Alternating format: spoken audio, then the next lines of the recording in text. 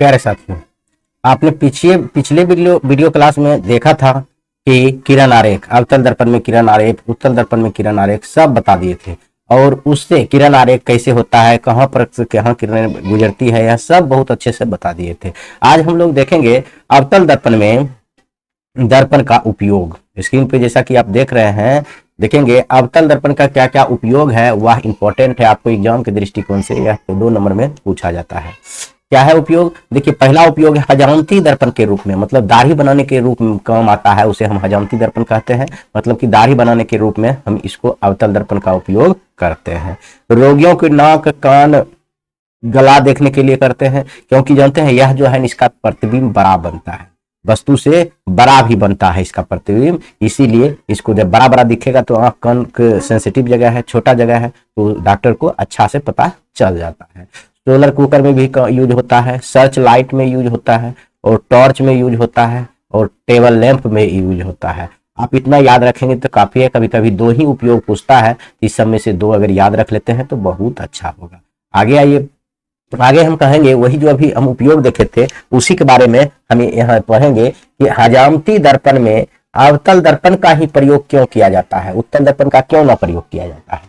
तो इसका जवाब हम लिखेंगे, जब अवतल दर्पण में वस्तु की फोकस दूरी और ध्रुव के बीच रखा जाता है। देखिए, जब अवतल दर्पण में वस्तु को, देखिए अवतल दर्पण है, यह अवतल दर्पण है, प्रधान अक्ष, फोकस ये सेंटर है। जब अवतल दर्पण में वस्तु को कहाँ रखा जाता है, फोकस और ध्रुव के बीच रखा जाता है, यहाँ पर रखा जाता है, तो आप जान रहे हैं फोकस होकर जा रही है, और यह जो है एक किरण जाएगा तो ये अपने रास्ते लौट आएगा, तो पीछे में जाकर बहुत बड़ा प्रतिबिंब बनता है ना। तो दर्पण के पीछे, इसी वही लिखल है, इसका प्रतिबिंब दर्पण के पीछे। देखिए, दर्पण के पीछे वस्तु इतना बड़ा है, लेकिन प्रतिबिंब देखिए इतना बड़ा है, पीछे बड़ा, सीधा और काल्पनिक बनता है। और इसका मुख्य रूप से बहुत बड़ा प्रतिबिंब बनने के कारण ही हजामती दर्पण के रूप में उपयोग, अवतल दर्पण का उपयोग किया जाता है। उम्मीद करता हूं आप लोग समझ गए होंगे। आगे आइए, अवतल दर्पण का उपयोग सोलर कुकर में क्यों किया जाता है। अभी जितना उपयोग देखे थे उसका जो इंपॉर्टेंट पार्ट है वह देख लेते हैं। आपको 2 नंबर में सवाल पूछता है, तो इसका भी सवाल हम कहेंगे, जब प्रकाश की किरणें प्रधान अक्ष के समांतर भेजी जाती है तो परावर्तन के बाद फोकस पर जमा हो जाती है। इस गुण के कारण अवतल दर्पण का उपयोग सोलर कुकर के रूप में किया जाता है। मान लीजिए यह अवतल दर्पण है, क्या है, अवतल दर्पण है। अवतल दर्पण ये प्रधान अक्ष है, पी है, एफ है, इसी है। आप समझिए, इसके प्रधान अक्ष के समांतर जो भी किरणें जाएगी क्या होगा, फोकस पर आकर जमा होगी। देखिए यहाँ जमा हो गया, इधर से जाएगा, यह भी जमा हो गया। इसी कारण से यहाँ इसका उपयोग क्या इसलिए किया जाता है, सोलर कुकर के रूप में किया जाता है। और आगे देखिए, अगला है गाड़ियों के हेडलाइट में अवतल दर्पण का प्रयोग क्यों किया जाता है। तो इसका जवाब है कि देखिए क्यों किया जाता है, तो जब प्रकाश की किरणें को फोकस से भेजी जाती है।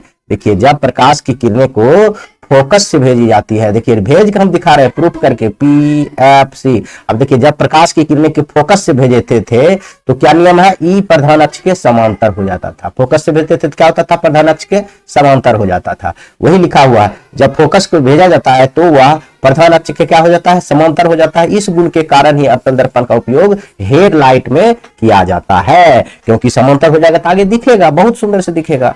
और अगला आइए, अगला क्वेश्चन है आपका उत्तल दर्पण में, सब इंपॉर्टेंट क्वेश्चन है। उत्तल दर्पण में उत्तल दर्पण का उपयोग स्ट्रीट लाइट में क्यों किया जाता है। जब प्रकाश की किरणें प्रधान अक्ष के समांतर भेजी जाती है तो परावर्तन के बाद, सभी किरणें होना चाहिए, सभी किरणें परावर्तन के बाद फोकस से होकर फैलती हुई प्रतीत होता है। इस गुण के कारण ही उत्तल दर्पण का उपयोग स्ट्रीट लाइट में किया जाता है। क्या होता है, फैलते हुए प्रतीत होता है, ताकि ज्यादा उसको रोशनी मिले। यह सब हम आपको बताया है किरण आलेख में। आगे जाइए आरेख में।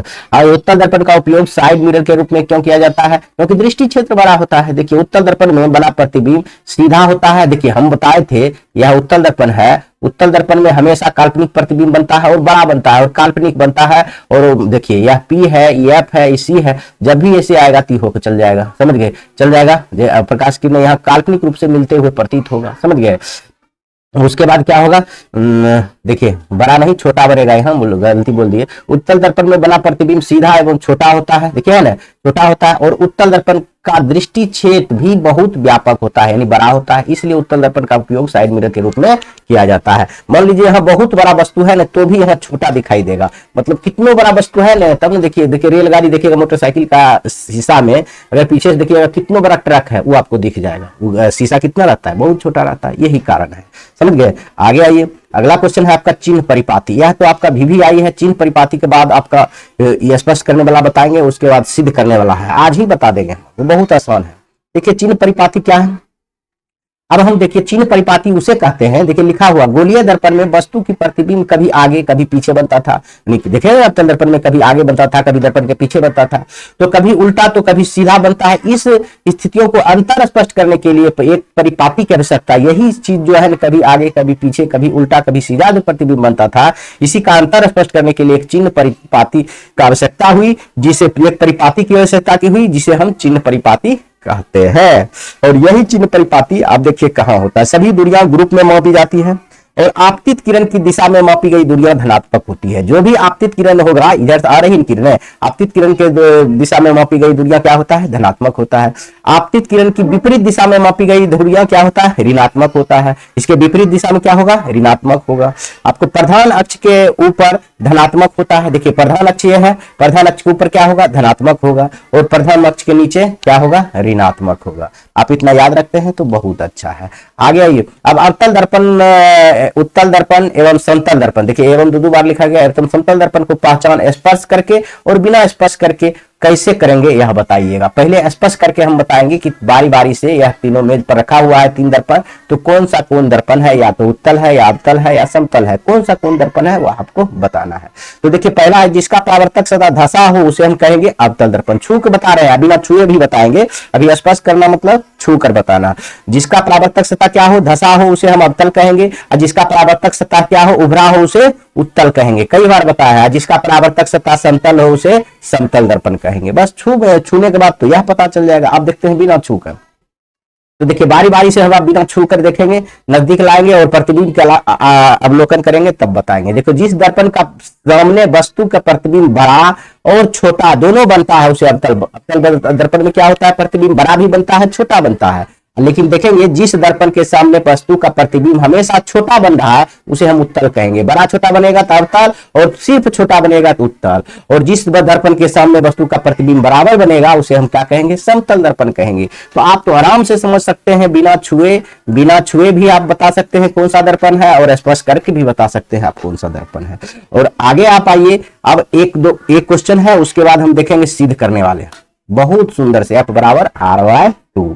तो क्या है, एक अवतल दर्पण के सामने कागज के टुकड़े को कहां रखा जाए कि वह जलने लगे, वह घटना क्यों होता है और कारण बतावे। देखिए इसका मुख्य कारण है, फोकस पर रखेंगे तो वह जलने लगेगा। वही लिखा हुआ, फोकस पर रखने से कागज जलने लगता है, क्योंकि अवतल दर्पण में प्रधान अक्ष के समांतर आती प्रकाश की किरणें परावर्तन के बाद एक ही बिंदु पर जमा होती है तथा फोकस से होकर गुजरती है, इसलिए कागज जलने लगता है। इसलिए क्या होता है, कागज जलने लगता है। इसमें